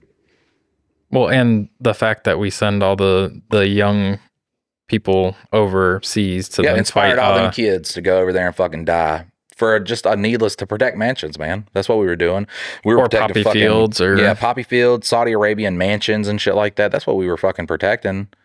There would be a town right down the road where people were getting fucking butchered and shit like that. It's like, nah, we got to protect this guy's fucking this oil baron's fucking. Well, and most of what we do is we go and make it lucrative for American companies to go over there and then like pillage other people's resources. Like, I mean, that's what the majority of our wars have been fought for, is to make places capitalist friendly. And honestly, guys, we give like Elon Musk so much hell. Like people give Elon Musk so much hell for causing the uprising and what was it, like South America or some shit for the fucking Ethereum lithium or whatever. I said Ethereum, which is a fucking crypto coin. The American education right here, guys. But yeah, he caused that little uprising. He gets so much flack, man. But look, there's been so many great leaders and presidents that have done the same. And when they did it for our country, it was justice. But when he does it, it's just because he's a rich guy. What the fuck? You know what? Elon Musk should be the next president of the United States. You know what? He knows what it's like. It out. Wait, he's not an American, naturally born. No, he's not. He's South American. South African. South African. Yeah, I said, how many times did I say South American? No, that's just... Okay, yeah, South African. But fuck, why not? He shares memes. That's American. Okay. No. He grew up like a fucking millionaire. He became a billionaire. He has seen how we kind of live, you know what I'm saying? He's probably like, ooh, homeless guy. Was he wealthy from the start, though? He had wealthy parents, I do believe.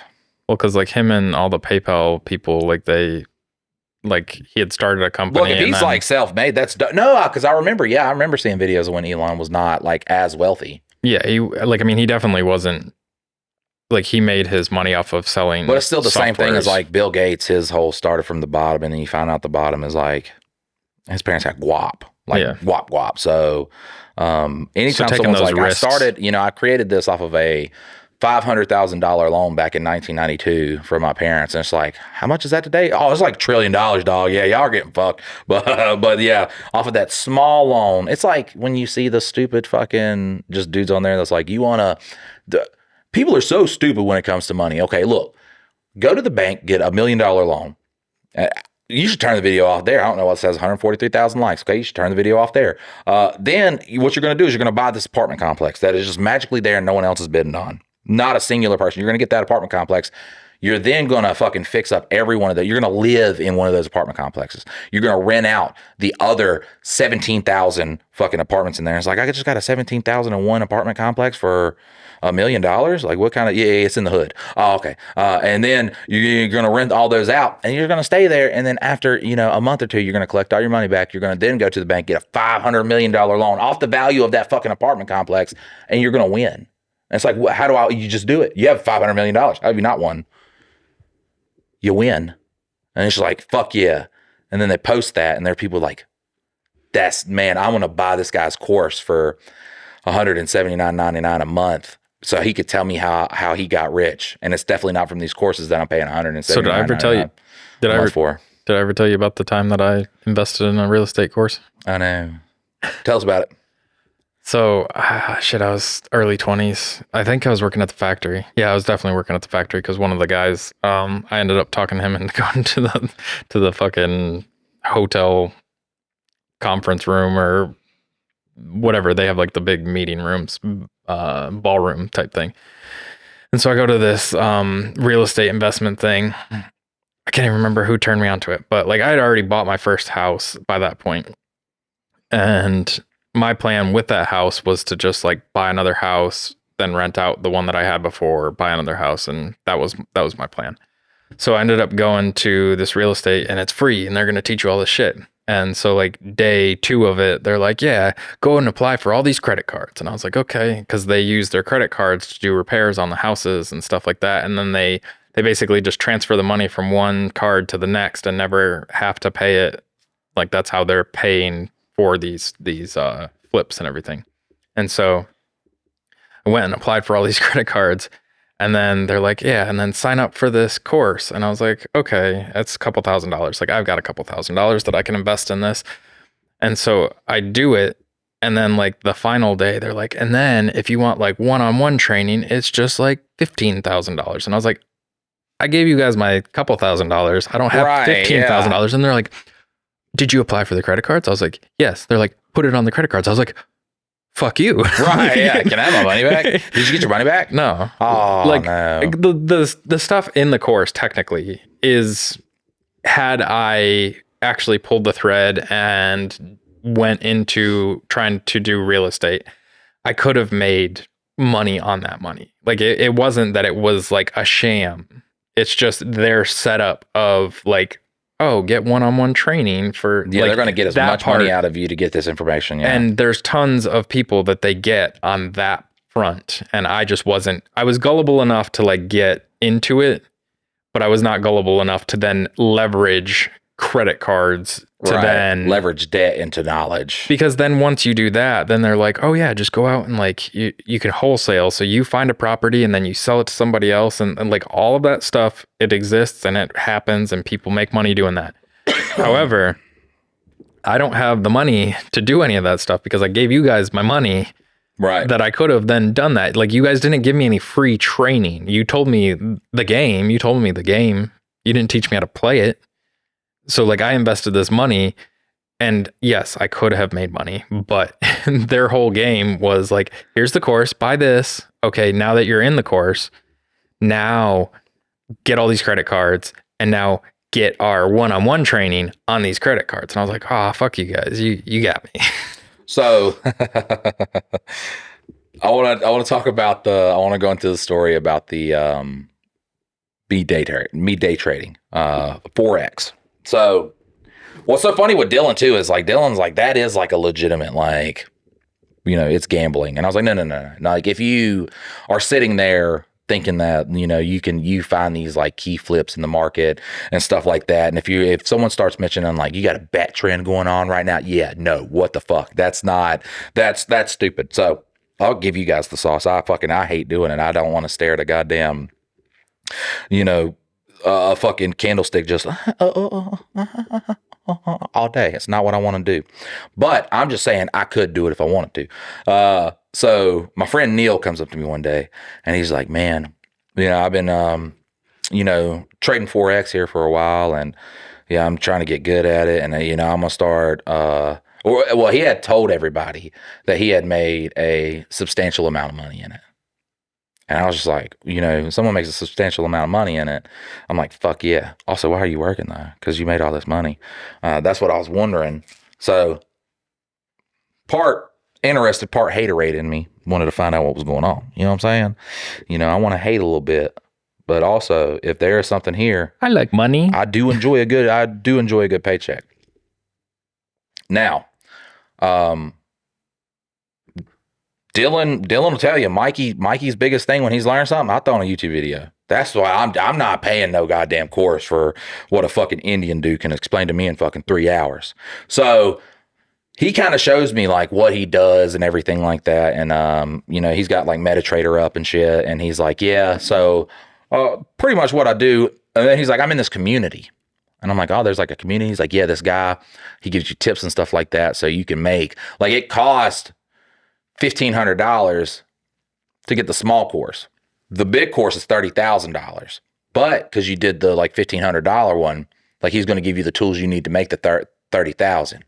And I was like, no, he's not. Like, that's not what people do. That's not what he does. So I go home, I start watching, for what is Forex, and it's explaining to me like what pips are and shit like that. And pips essentially is like the third decimal when you get to a cent. So, I'm understanding all of this stuff. And then, they start talking about, well, what is this? Forex is the change in currency, like how the US dollar relates to the euro or the fucking, Swiss whatever, the Swiss franc and shit like that. And it's that relation. And then, if you were to go to a bank and exchange if you had $100 and you exchanged it for, 57 euros, and then the price of the dollar went down, you could then exchange those 57 euros for more dollars, because now the euro is worth that much more than dollars. But you're doing that on a much larger scale using leverage and stuff like that.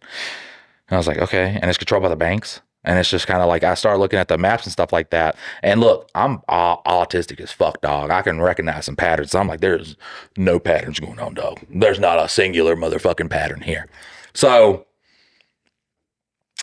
me too. I need a videographer. I'll reach out to a videographer. I want to learn from so I'm just like looking up names and stuff like that. And then I see a guy who like had talked about it on Facebook. So you can like look up like, keywords on a post where someone's talking about something. Or no, this was on Twitter. So I'll start talking to him, and he's like he's been in like Wall Street Journal and shit like that, like Forbes and shit, like for his day trading and shit. And he was like, yeah, so, because I was kind of explaining to him, I was like, I just learned about this. And, my friend, he's like in this course and everything like that. And because you've heard me talk about it, I'm like, it's more of like it's kind of more like hedging your bets, really. It's more of, you're playing like a simple ratio. You never really want to go against a trend. You kind of want to do like a KISS method, keep it simple. If the price of the dollar is going up against the euro, you want to say, hey, I believe that it'll continue on this trend. I'm not going to try to find the path where a candlestick goes down. If it goes down in this certain way on a fucking Monday and, a wizard's jacking off over top of you, it's going to fucking flip. I'm like, that sounds stupid. So what would happen if I like base this off a ratio, 1 to 1/3 betting, 1 to 1.5. So this guy, he has a profitable trade margin of 34%, but he uses like ratio of how much his stop loss is to his profit is. Yeah. So through just gaining this like simple knowledge and talking and stuff like that, like, I could like formulate my own strategies. Like, that was just what we were talking about, was the ratios. I wasn't talking about like the KISS going along with because there's a bunch of different strategies like I've came up with, and that I've tested out on like MetaTrader. And then I actually had a Forex account, and I was like, this is buns, bro. I'm so goddamn bored. This is not fun. I think if I also just didn't have like a fucking micro account, it would have been a lot better. If like every trade, it wasn't like, here's $3.40. If that started saying like, here's $300.40. But then also too, I learned, I was like, I don't have the emotion for when it's like, you don't have $340 no more. Yeah, you don't have gone. $640 no more. I was like, I don't have the emotion for this. I'm not built for this type of game. But, me and Neil is still talking during this stuff. And this guy is talking about this indicator that's coming out, and it's going to revolutionize. Like, he's like, yeah, our guys right now have 75%. I'm like, whew, that's crazy. Cause I just talked to one of the best to do it. Literally, rich people are like, this guy's one of the best to do it. And he's like 34%. He's like, I've been doing this for a while. Sometimes it'll drop to like, 33.2. Sometimes it'll go up to as high as, 34.8. And he's like, if you're in the 40s, he's like, you're a fucking god. You've taken what Bradley Cooper did. And you're printing money. Yeah. That's it. Like, if you get a higher percentage than that, like if you're even hitting at a 50% success rate and you're getting twice as much profit than you are on your losses, what is that? 33% of that of your fucking day, you're making, 2-3 trades, whatever. 2 are your trade. So it would be that. So you would only have to get right 1/3 of the time to break even. Well, and it goes back to like what we've talked about, and it's when the gold rush happens, sell a shovel. And those people are selling the courses, the indicators, all this stuff. Those are shovels. They're not selling gold. They're not literally giving you gold. They're saying, here's a shovel, go find it. And that's what they're doing. But people are convinced enough that they're going to hit the gold because, oh, this guy sold me a shovel and he said it's up over that hill. Okay. Like you could go up over that hill and dig for fucking 3 weeks and lose your shirt. They didn't promise that you were, like they said, it's very likely that there's gold over that hill, but they word it in a way that they're like, you can't get me if you lose all your fucking money. Right. I didn't say you were going to be a millionaire. The funniest shit too is like, so I'm re-talking to Neil and everything like that. And then he's like giving me, so at this point I have like a fucking Oanda account and shit like that. Like I know about like broker fees and shit. Cause I had done some strategies and then like some of the strategies that I was doing, some of the ratios that I was doing didn't account for broker fees. So it's like, you could say, hey, yes, I'm going to do a 1 to 3 ratio. My stop loss, I lose $50. My take profit is $150. There's fluctuation all throughout the day. So really you have to kind of set it up in a way. And I had done it by doing an average of the candles for like the month and shit like that. And once like I wouldn't buy in, I don't remember what fucking, if I got back into it, I would know all the sauce about and give you guys the premium Forex tips. All you got to do is pay $1,500 a month, guys, and I'll give it to you. You just got to wait. It's coming out. But so I was doing that, and then I would start talking to him. And what's crazy is this is like maybe a month that I've known about this. So I'm like talking strategy with him at this point because I'm just like, yeah, man, like I'm having like it's kind of fun because it's gambling. It's not gambling. It is fucking gambling. It's not gambling. So gambling, you have a, whatever odd. This one at its worst is 50-50. You know what I'm saying? At its worst is 50-50. Gambling, you do not. Gambling. Yeah, but gambling, you do not have that odds. Yes, you can play fucking whatever it is with the wheel and fucking bet on red and black and stuff like that. It's gambling. Like, I mean, it might be a different form of gambling, but it's still gambling. You are betting on something that you have no actual. You could see all the signs, know all the things, and literally every time you invest, it could come back. Like it is 100. Like the whole stock market is gambling. Everything about betting money on money is gambling. It's a different form of gambling, but it is 100% gambling because you have no way to affect the way that market is. Like, so it is 100%. I assume it's going to go this way. You view it like that? I don't view it like that because there is, once again, like you can actually, without insider trading, like do money management in a way where you do gain money. Lose it all. You don't lose at all, but you can protect how much you lose, but you cannot guarantee that the money is going to come out of this transaction. There's no way to guarantee that. Correct. Because otherwise it'd be printing money. But controlling how much you lose versus if it does go your way, controlling how much you lose, simply with money management, simply with a money management skill that says, you can lose slower. If I say, hey, if I'm flipping a coin 100 times, 50 are going to be heads, 50 are going to be tails. When I lose the coin flip, I lose $50. When I win the coin flip, I get $100. Out of that, you have still made, $2,500. Whatever. And it's not $2,500. Yeah. So this would be. It is not. Because I said 100. Did I say 100 times both ways or 50 times both ways? But it's 100 times 50-50. It's not a 50-50 wager. What do you mean it's not a 50-50 wager? It's not a 50-50 wager. Correct, because you could lose on all of them. So technically you could get it around to a 50-50 guess, essentially, like theoretically thinking about it. Theoretically, but like if that was that lucrative, everybody would be doing it. It's not easy. It's not. That's what I'm getting at. Is it is gambling. It's a different form of gambling, but you're still betting your money that the market's either going to go up or down. You pick that and you bet against it. There is no 50-50 in that. It could always go the opposite I would way say of what also you're. too with stocks and bonds that are a little less volatile than Well, it's active trading. Forex. Yeah. Well, I mean, I always encompass this in like the realm of day trading and not just like long term investing my money in this and thinking that a business is going to go up. But especially like when you go to the stocks and bonds route and you have access to like the public information of the company and things like that, and you can, based on the trajectory of what they're doing, what their goals are and shit like that, you know, these publicly traded companies, then be like, okay, yes, I do believe with what they are doing. Like you can actually put in, if you're like an economist or something like that, you're like, yeah, these are, you know, known strategies. I have known, you know, I've seen businesses implement this strategy. I know it's going to increase. I know just from their profit increasing, the stock of this, you know, product is going to increase. The stock of this business is going to increase. So, But the majority of traders, active traders, are not winners. They do not beat the market. Because a lot of them too they'll have a guy that says, hey, I can show you this. Like I was doing it for a month and it sounds stupid. Okay. It does sound stupid, but if you start with $1,000 and then when you close the account, you have $1,034, especially when the simple shit that I was doing, like based on okay, I know I'm going to lose this much. I know I'm going to, and kind of play into that end. But then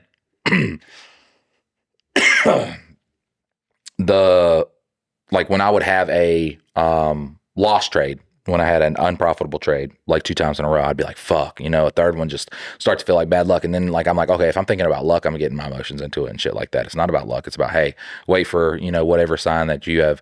There's actual like analysis and shit that you can do with it. But it's never guaranteed. It's never, like well, nothing's ever guaranteed. If something was guaranteed, everybody would do it. That's what I'm getting at. Forex is something that you could say, hey, if I do lose money, this is how much money I lose. If I do a profitable trade, this is how much I gain. So there is, it's not like, you know, I could do $100. If you know, it lands on red, I get $150. If it lands on black, I get nothing.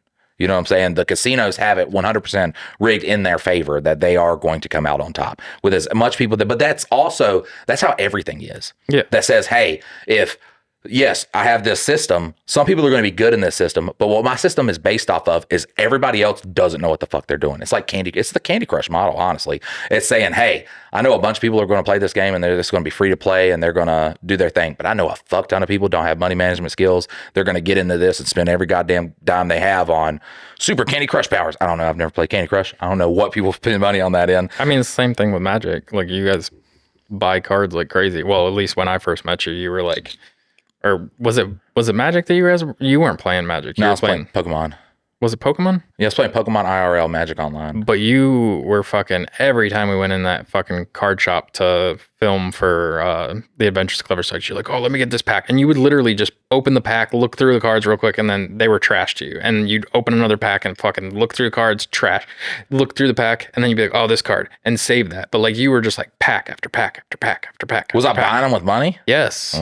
I'm so glad I was like, holy fuck, dude. I'm so glad I got out of that game. And what's so funny too is I'm a buy singles type of guy. I have a complete deck. I'm not looking for anything. You were just constantly like, and I was like, what rush are you getting? Too, I was supporting my local game store, which is fucking jack off shit. But so back to the story. I start talking to Neil and I'm like, he's like talking to me about this very thing. And I'm just like, the shit he's saying, I'm like, this doesn't even make sense from the eyes of somebody who's just like, you know, learned about it. You know, at this point, like I said, I do have the brokerage account. I know the broker fees and everything like that. And I'm like basing my strategy off of that. I'm talking to him about it. And then like when he's talking about broker's fees, I'm like, well, do you know how much these are? And he's like, nah. And I'm like, so he shows me his account again. It's a practice account. I'm like, this is something I would have picked up had I known even iota about this. So then I'm like, so like, when are you going to do this like for real? And he's like, well, when this guy comes out with this, you know, indicator, he's talking, you know, 75% success rate. And I was like, oh, so you could just do it an infinite amount of times. You can make all the money that's in the fuck. Cause technically you could, like, you got $1 billion. You're fucking doing these crazy ass fucking trades every single day. You got a 75% success rate. Fucking what? Yeah. Yeah. Every single guy in his fucking thing. And I'm trying to explain to him, and the guy, cause I had, he had put me in like this group chat of potential people. And so like I'm asking him questions. He's like, you just got to believe, man. Dog, if you giving me the same goddamn advice that Christians give me, that like I'm like, hey, I'm questioning some things that's going on. Like, but I feel like we contradicting here. He's like, whoa, hold up. You gotta have faith. That's the number one thing. Like at least eternal afterlife. Okay. That one I can kind of get down with. Well, and the losing money. The investment for that is Jesus is my savior. Right. That's all I gotta throw in. That's all I gotta kneel at an altar and just be like, yeah, you know what I'm saying? You're asking for I've been through this. $30,000. Yeah, I was there. The preacher was like, now he even had everybody's heads down, so they didn't have to see me go up there and get saved for the 15th time because I can't remember if I got saved. I got saved so many times. I just forgot that I was saved, and I was like, I'm gonna go get saved again because I don't remember if I actually did that. I'm gonna go do it again, like 15 times. And once you gain salvation, I'm sorry, nowhere in the Bible you cannot lose it. So did I tell you about my experience getting saved? No. So I was selling Amway shit. I was. You got caught in the MLM, brother? Oh yeah. What? Oh man, Dylan. Look, Dylan does. Dylan's very intelligent when it comes to business. Now, yeah, man. But like the more I get into like the Dylan lore, I'm just like, bro, it did take you work to get here. Well, I was literally in every like self-help book I could get into. Like I've had a weird trajectory through life, and at one point my buddy was like, and this was the thing, is he didn't tell me it was Amway when he was telling me about this business opportunity. And he was like, oh, da, da, da, da. And then I went and I got the sales pitch, and like, it took me a minute to figure out what the hell was going on with the... Were you just like, oh no. Well, no, like, because when they give you the pitch and everything, it all makes sense. And it's like, I can fucking sell this shit. Yeah, no problem. And then after like a month or two of being in it, and I'd sold some shit, I realized I wasn't making any money because I didn't have people down the line. Like that's the whole thing, is it's not about you selling. You could sell as many fucking products as you want. You ain't making shit. Unless you got people down the line. You gotta get people in that fucking system. You gotta build that pyramid, baby. Yeah. And so I figured that out. But like prior to this, we went down to, I think it was like Georgia or something, and it was like this big fucking gathering of everybody, and like there's people that are fucking millionaires from Amway, like they are just, and they've only joined like a year or two ago, and the blah blah blah blah blah. But they did like an altar call on Sunday, and my buddy goes down. Wow, no way! Yeah. Are we telling the story of how you got saved at an Amway convention? Oh yeah, let's go! Where's this been? I haven't even got this. I am all ears, buddy. Well, so like it's me, my buddy Josh, and then like some other people that all like fucking carpooled down to this big event. And so they do all the, you know, oh, this person's a 5-star, this person's a silver, blah, blah, blah. This person's a platinum. And so you just get like all these people and you're like, oh, I could fucking do this. I could do this. But then it got to be Sunday. We ended up, they did an altar call, and my buddy goes down, and my buddy's kind of, it's weird because he's always been, you know, counterculture, like me and him, like he was always even rougher on the edges. Like he did pills, snorted coke, like he was further out than I was. But he goes down for the altar call, and I was like, because I'm very much an agnostic atheist. Right. I don't believe in any of it. And so let me ask you this though. During this Amway convention, okay? Yeah. Where everybody there is just like, fuck, we got to make some money. Because they do roll out the millionaires though. Oh, they will roll those guys out. Be like, look how, I mean, you want to go outside and look at this guy's car? Because you could be just like that. Something hit you in that Amway convention where you were like, I need to accept Jesus Christ as my savior? No. Oh, fuck. Okay. Well. Like the way that it worked was like he went down, and I'm so like, I don't know, and I don't care. Like ultimately I want to be a good person, period. That's it. End of story. Don't care if it's fucking, you know, I can't think of any, like whether it's Buddhism, Hinduism, I don't give a shit. Like I don't care what it ends up being. My thought on it is that if I'm a good person, they have to be like, okay, you did all right. Whether you believed in fucking Jesus or Buddha or anything, like you lived a good life, you tried your best. You're good in my book. That's the way that I see it. So when my buddy goes down, I'm like, oh, fuck it. Like, I'll just, what's it going to hurt? So I go down, and it's the craziest thing because like, it's the endorphins that you feel when you feel like something is happening. Like I felt like a spiritual connection. And like, so I called my sister afterwards and I was like, yeah, I just got saved, blah, blah, blah. And my sister's always been pretty atheistic as well, but I think she was dating somebody that was Christian at the time. And so she was kind of flirting with religion and all that stuff. And so like, it was like this experience. And then after a little while, I was like, yeah, no, maybe not. Because like I don't think there's very much after this. But it's one of those things where technically now I'm saved, I guess. I don't know. Wow, man, I'll see you in heaven, bud. Because of an Amway convention, man. Amway. We're gonna be fucking dancing in streets of gold, dude. That's crazy. That is the best fucking thing I've ever heard in my goddamn life. You like might get clips for this fucking pod. That's right there.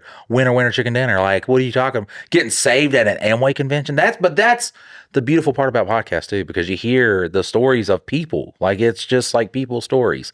But that's another thing too. When we talk about guests, I don't want to hear about how many hotels you had to stay in and the show you did. And there was like that shit is, it's like, hey man, I was trying to fucking make it at one point and I signed up for a business convention, and then halfway through, I was like, fuck, it's Amway.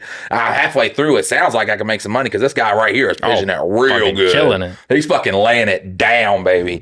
So I sign up. I go to this Amway convention because they're going to really give me the goods there. And just halfway through, I was like, my buddy did it. You know what?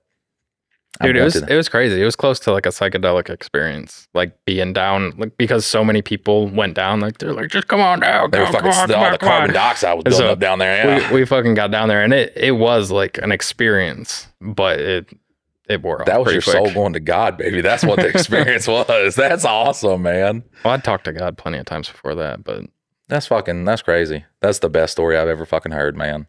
God damn it. I love this episode. This is my favorite. This is my favorite episode. We're probably getting up on like 2 hours of it. Well, fuck it. I don't care. We'll still talk about it. Look, here's the thing though. Listen, I'm selling you the shovel right now, but it's like our shovel. You know what I'm saying? So, but like I got stake in it too. But look, man, I'm telling you, like I could sit there. I showed you Claude. Claude was like, fuck, dog, you know a lot about this. I was like, I just fucking remembered it today. Like, I could do it. I can't sit in front of the man, but if you just would get up at like 5 o'clock in the morning for us and be my bot, because plenty of people said, yeah, I could build a bot. And I'm like, how precise is it? They're like, not very, but you know, it's a bot. I'm like, well, that fucking sucks. And they was like, well, have you tried waking up at 7 o'clock in the morning to be successful? I'm like, I can do a lot of things to be successful. I'm a very intelligent, like I have a weird knack for just like picking up these things that I want to pick up, and then I can never let it go. You can just get up at 7 o'clock in the morning for us, okay? And then I'll have every single moving average set up and everything, and I'll tell you, like, I'll have a whole chart. I have a chart right next. Look, dog, we can be rich. All I need is somebody to sit there and like look at the graph. We'll set it up on the fucking. I'll have you set up on the 15. I have the 15, the 30 for the 4 big currencies that we're going to trade, and then. When it hits, whatever, I'll have it right there. You'll know exactly for the next day when it's supposed to hit. When it hits that, all you do is you just lock in the trade. I already have the trade fucking set there, everything. All you just got to do is click the button. It's gambling. It's not a win-win situation. No, how about we do it on a practice account? And we ain't got to do it at 7 o'clock in the morning. I would much rather invest that time in this right here every day of the week. Yeah, but look, this could be. We don't have the fucking money to even start Sunday the account night thing. But look, we don't need that because we got Dylan to sit there and be like, all right, it's hit that. And then there's going to be days where it does not hit it at all. And you just wasted your whole day waiting for this fucking indication of when you should start this trade. But it's not a science. It's literally voodoo magic. It's not voodoo magic. Amway is voodoo magic. That's voodoo magic. No, it has a this has like Forex is like actually it's not something no one can ever predict besides a bank. No one besides a bank can predict where the market is going to go. Plenty of people have made money off of it with just good money choices. And plenty of people have lost their fucking shirt, and people had great strategies and they were going to do this thing, and plenty of people have Dylan, lost you're shitting on my next get rich quick scheme. Okay, so far we haven't hit one of those schemes that's actually worked. Because I mean, this is what it is, man. Because I mean, I felt like it was destiny back then when Neil told me, and then I'd be up at like 7 o'clock in the morning after getting off of work at 7 o'clock in the morning, and I was just sitting there like, "It's gonna do it." And he said I was doing it from a phone too, and had a bunch of like papers right next to me for like what number it was supposed to hit, because it does have you like, because I was basing it off of like the average of like wicks, because I would go in the direction of whatever, like if it was a fucking bullish market, I would go off of the where it started at.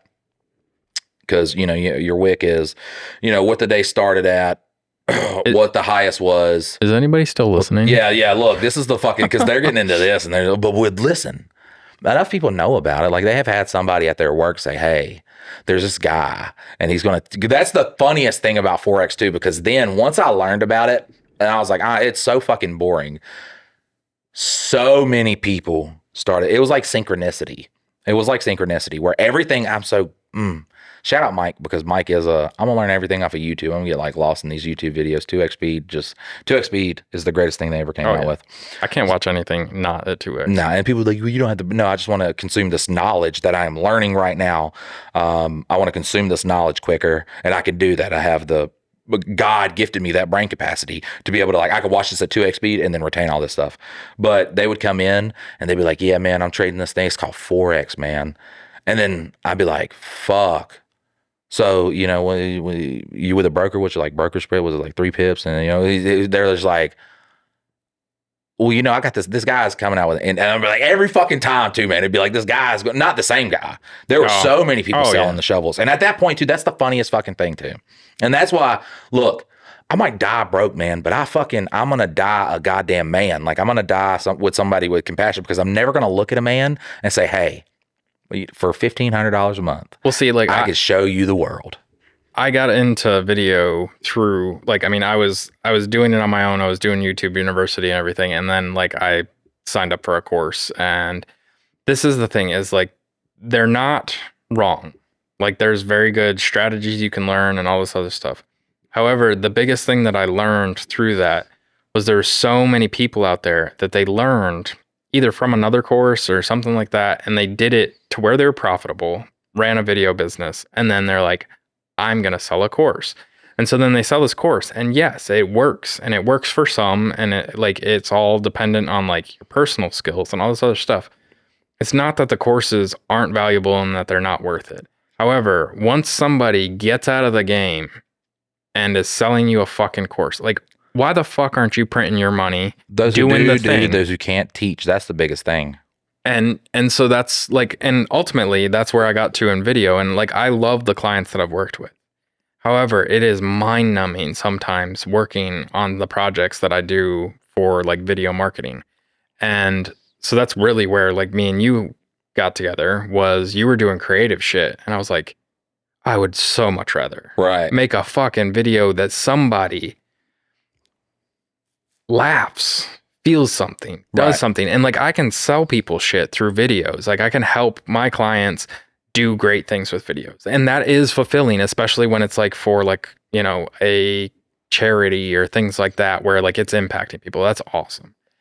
But still, the passion and the love and the joy of creating is not as substantial as fucking throwing powdered sugar at yourself. Like that type of thing. I get a kick out of it, and I can show it off to somebody and be like, this was fucking fun. This was awesome. Even though it's the dumbest fucking concept that we could ever come up with. But like, doing something creative along that side fulfills me. And so, yeah, like with the Forex, I'm not your guy for that, because it is mind-numbingly. I just need to find a kid that'll just sit there and be like, look, when it gets down there, if you don't, I'll beat you. That's what we could do. Yeah, I just, like, right now, I am looking forward to our next chapter, and I really feel like we need to just get the people that are still listening right now. Like, if you'll share a fucking video of the dumbest fucking thing from this podcast to your friends and get them to become another convert of this insanity of the past 2 hours that we've been talking. That's crazy. And like, that's my passion though, is, yeah, and it'd be cool to have somebody sitting there and not talk about, oh, so how's the tour and everything. No, being like, what was your fucking craziest, experience in this Right, yeah. That's what I want to hear. I want to hear the wild shit. I want to hear, yeah, you fucking got saved at an Amway convention. I've got a million stories. It's just we don't really end up getting on topics that my stories come out of. Fuck it. I just like talking about weird stories, man. That's the my cup of tea is like just the goofiest shit. People put themselves in situations like, dude, getting, falling asleep at your brother's house is the number one place that the cops know where you're going to be at, to waking up in the morning to the cops actually being like, all right, we're here. Me trying to hide my fat ass in a fucking closet sitting on an Iron Man toy. Like, that's what the fuck I love. Like, shit that people get themselves into where it's like, I'm in the dumbest. Well, what am I doing right now? That's the craziest. That's the best shit to hear. Because A, it's relatable. We've all done just wild and crazy shit. And then B, it's a fucking funny ass story where you just get to walk away from that. There's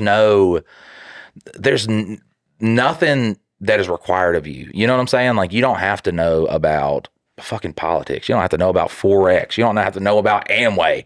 You don't have to know about any of this shit, but you can hear about a guy getting saved at an Amway convention and be like, that's the funniest fucking thing. That's great. That is fucking awesome.